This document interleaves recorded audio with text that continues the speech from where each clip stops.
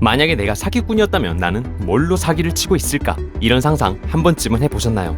사기꾼에게 수십억을 뜯긴 피해자들을 보면서 도대체 왜 이런 것에 당하지? 이런 생각들. 그런데 어쩌면요, 여러분은 오늘도 누군가에게 속고 있을지도 모릅니다. 인사이드 스토리는 그 사기꾼들의 수법을 샅샅이 분석합니다. 오늘은 프랑스로 가보겠습니다. 조선시대 대동강을 팔아먹었던 봉이 김선달이 있었다면 프랑스에서는 바로 이 사람이 있었습니다. 루스티. 이 사람이 사기를 쳐서 팔아먹은 것은 무려 에펠탑. 도대체 어떻게 에펠탑으로 사기를 칠 수 있었을까요? 우리가 사건을 정확히 이해하기 위해서는 잠시 에펠탑의 배경 지식이 필요합니다. 1889년 프랑스는 프랑스 혁명 100주년을 맞이합니다. 그 기념으로 본인들이 산업 국가임을 자랑할 만한 건축물이 필요했죠. 지금의 유럽을 잇게 한 산업혁명에서 영국을 앞질러 버렸으니 얼마나 자랑하고 싶었을까요? 그래서 81층 높이의 거대한 탑을 짓습니다. 이 탑을 설계한 사람의 이름은 바로 구스타브 에펠.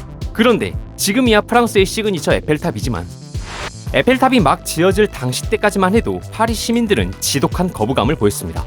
프랑스는 예술의 도시죠. 예술의 도시 한가운데 저렇게 흉측한 철조물이라니. 탑을 최초로 설계한 에펠이 마침 돈이 많아 에펠탑을 소유하고 있었지만 20년 후에는 에펠탑의 소유권을 프랑스 정부가 직접 가져가기로 되어 있었습니다. 그래서 파리의 시민들은 이런 생각을 했습니다.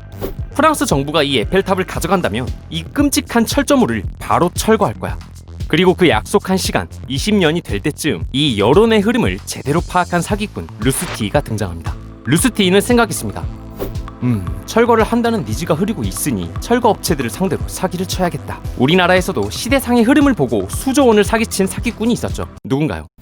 장영자입니다. 사채 시장과 은행의 이자율이 너무 높을 때 돈이 필요한 대기업들을 상대로 사기를 쳤었죠. 링크를 걸어두겠습니다.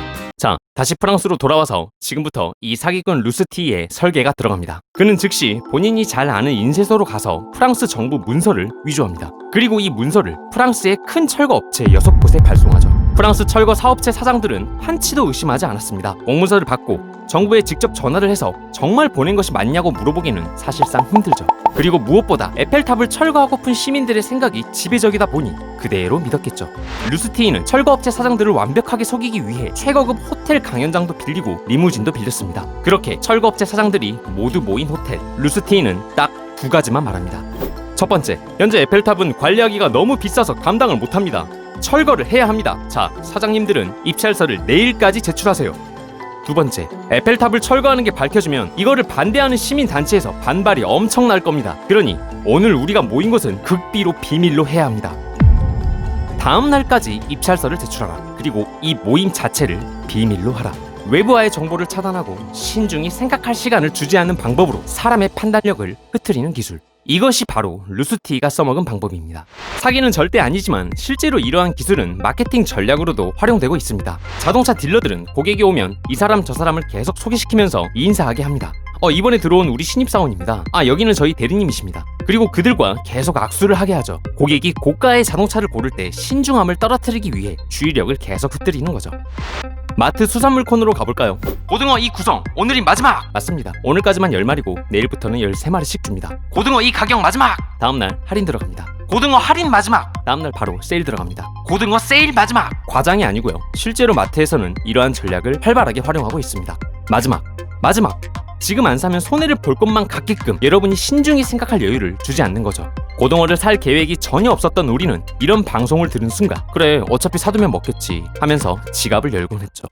자, 다시 루스티 이야기입니다. 철거업체 사장들은 황급히 입찰서를 만들어서 루스티에게 보냅니다. 루스티는 그 중에서 가장 멍청하다고 생각되는 사장을 뽑았습니다. 그렇게 이 사기의 먹잇감은 바로 앙드레 푸아송이라는 사람. 루스티는 푸아송에게 은근슬쩍 뇌물을 달라고 하기도 합니다. 부패한 공무원의 흉내를 내서 오히려 루아송에게 의심을 지어버렸죠. 결국 나중에 사기를 당한 것을 알게 된 앙드레 푸아송. 그는 우습게도 사기를 당한 게 너무 수치스러워 사기를 당했다고 이야기도 못했다고 합니다. 중요한 정보가 있으니 빨리 결정해라. 지금 돈을 가져와라. 혹시 현재 여러분 주변에 이런 말을 하고 있는 사람은 없으신지요? 스탠퍼드에서 경영을 가르치는 바바시브 교수는 말합니다. 중요한 판단은 아침에 해라. 의사결정은 세라토닌, 도파민, 코티솔의 분비에 영향을 받는다. 아침에는 세라토닌이 정상으로 나와 현명한 판단이 가능하다. 그러나 오후에는 세라토닌이 감소하면서 새로움에 대한 두려움이 생기고 부정적인 것에도 안주하게 만든다. 올바른 판단은커녕 오히려 혼돈에 휩싸이기 쉽다. 저도 중요한 판단은 아침에 하는 편입니다. 그래서 유튜브를 시작했고 현재 여러분과 소통하고 있는 중입니다. 여러분, 아침에 마트를 가시기 바랍니다. 그리고 아침에 제 채널을 구독해 주시기 바랍니다. 끝까지 시청해 주셔서 감사합니다. 인사이드 스토리였습니다.